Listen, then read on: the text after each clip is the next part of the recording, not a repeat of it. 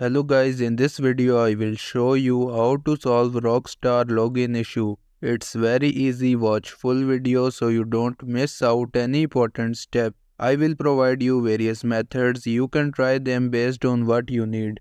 First one is to uninstall any antivirus software that you have installed recently because when game launcher connects to server, antivirus blocks it. So it is advisable to uninstall the antivirus software. After uninstalling it, search Windows Security in the Windows search bar. Click on the Virus and Threat Protection option.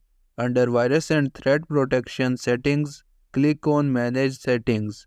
On the next screen, click on this toggle button under Real-Time Protection to turn it off. In this way, you might be able to log in to your Rockstar game launcher now.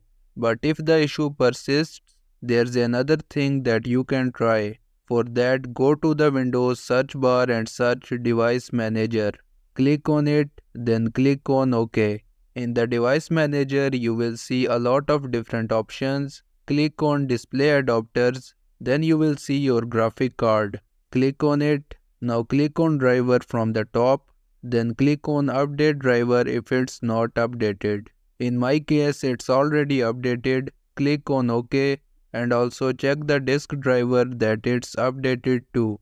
After that, what you can do next is to right click on the Rockstar Game Launcher application, select the Properties option from the drop down. In the Properties, click on Compatibility from the top. Make sure that this checkbox is deselected and select the checkbox next to run this program as an administrator. Click on Apply and then click on OK. After completing all these steps, go to the Rockstar Game Launcher, enter your email and password here. Click on Sign In. A verification code will be sent on your email. So go to your browser and search Gmail. Open your Gmail and check the inbox section that if you received verification code from the Rockstar Game Launcher or not.